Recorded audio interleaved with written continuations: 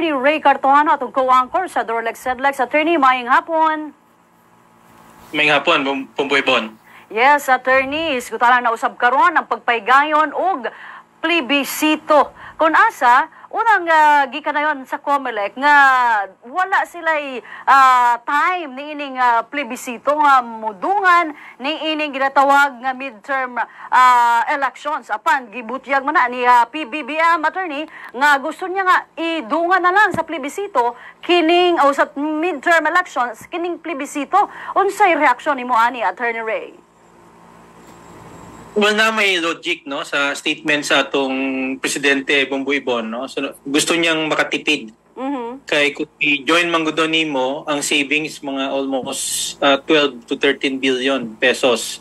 So dako po na siya, kusog na siyang argumento nga idungan na lang yun para ma-settle once and one for all kay daghag opinion whether or not kani mga issues sa kanang ilang propose nga mga provisions nga baguhon sa atong Batakang Balaod na adyoy basihan, no, tungod kay ilang debate ani kani mga economic provisions daw.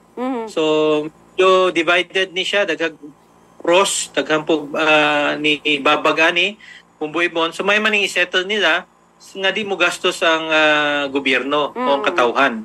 Okay. So kung 2025 na pay panahon ana, no, Pumboy Bon. Pero karong tuig medyo pigado na kayo na. Very close na kayo pagkatapos base pod nga ang cost nga argument mo nang siguro pinaka-importante nga consideration. Sa plebisito, unsa ang mahitabuan ni kabalo ba mga katawan ani, Attorney Ray? Well, fluid pa kayong situation. No? Usa pa na siya ka-factor. Unsa ba yung dapat baguhon? No? Kay karon puro lang ni mga political statements, political commitments. Nga kana siya nga actual nga kanang iduso na pag-propose, posible nga mabago ang configuration. So far ang ginastorya economic provisions lang daw. Pili appeal ning mga term limits, no, kaning mga pagbago sa structure sa atong gobyerno.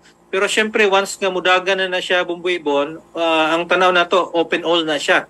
No, at posibleng may tabo. Sa plebisito ba klaro ang mabutang dito nga instruction, attorney, para makaboto ta og yes or no? Well, dito na siya kung unsa yung iduso nila Bongbong Ibon, no? But importante din ha nga ang statement mismo klaro siya. Na you mention pagkatapos wata kabalo kung ang pangutana di lang pud usa.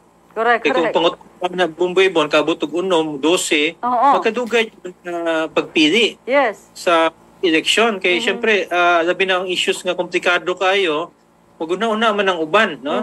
Di man na for example unom ka pangutana mahuman nag 10 minutos. Correct. No, kasi mahuman nag 15 minutos pagkatapos mubutar pag mga opisyalis nato. So dapat ang COMELEC na mga creative nga pamaagi, marag ilang suggestion Bongbong Ibon nga na early voting sa mga special sectors, no. For example mga special nga mga kaning na mga PWD, no, mga katong mga senior citizens, pagkatapos katong may mga special conditions sa Bongbong Ibon, ilang ipabutar daw in advance, no, kay makasabot man ta kaning grupuha base sa election mo kusog kaning kadugayon sa pagbutar. So naani sa pamaagi sa atong COMELEC nga base ang election di lang usa ka adlaw.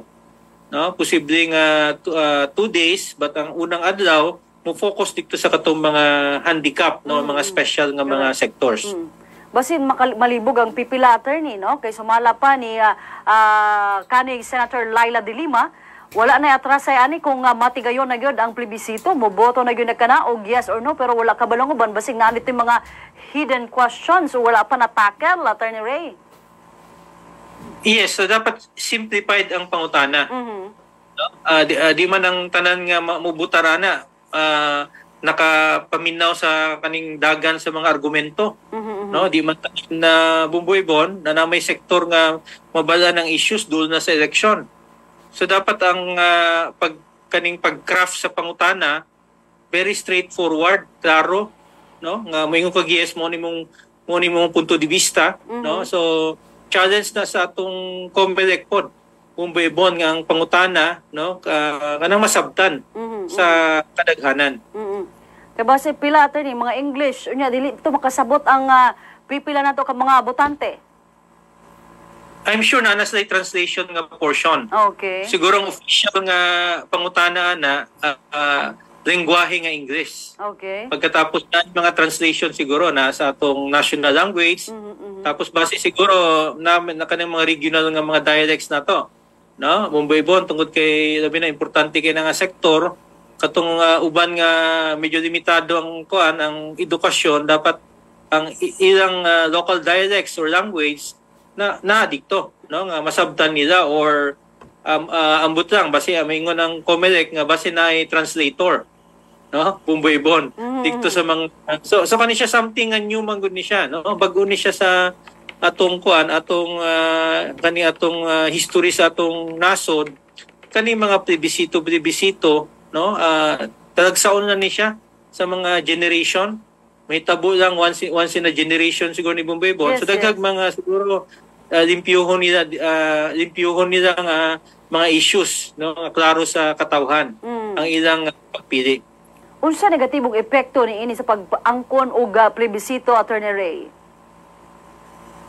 Walang diha manggod daghag nagkalain nga opinion no sa atong mga lideres na sektor nga niingon nga dapat i-open ang atong ekonomiya tungod kay morning mo paspas no sa paglambo sa nasod napoy mga sektor nga niingon nga di na kinahanglan ngiagi pa nimo nag-constitutional amendments tungod kay na may pwede naman ang Kongreso mo pasag mga balaod no namantay katong Public Service Act nato na amend man na siya Bumboybon nga wala niagi constitutional amendments balaod lang no ang nipasar so morning napoy punto ni uban Bumboybon nga ang priority dili ang kuan kaning idebatehan kaning constitutional changes o provisions ang focus mismo unsa pag-improve sa atong proseso sa gobyerno ma-minimize ang red tape, ma-minimize ang corruption. Kaya mo maning mga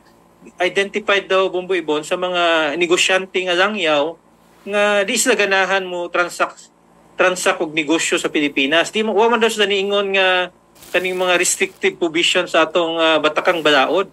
Ang ilang ginareklamo kaning corruption, red tape no sa gobyerno. Okay. So, klaro ba kayo attorney nga economic provision lang o wala political provisions nga mahitabo? Kani musalig ta sa mga statements sa atong mga lideres. No, mga politiko, apil na atong presidente. Kaniingon nga para mag-agree na lang sa tanan, dikto na lang mo focus sa economic provisions. Pero kung lainon nila ng storya Bumboybon, pag abot dikto sa piniliay, no, na day extension sa term limit, no, mga ana nga provisions o pagbag-o sa struktura sa atong gobyerno, diha nato ma-confirm nga di reliable ang statement sa atong mga lideres. So at stake ang ilang reputation din no, at stake ang reputation sa atong Senate President, at stake ang reputation sa atong Speaker of the House. Kay sila mismo niingon nga ilang i-limit ni dikto lang sa economic provisions. Pagkatapos ang medyo bagong development para di mo gastos idungan lang sa eleksyon ang plebisito.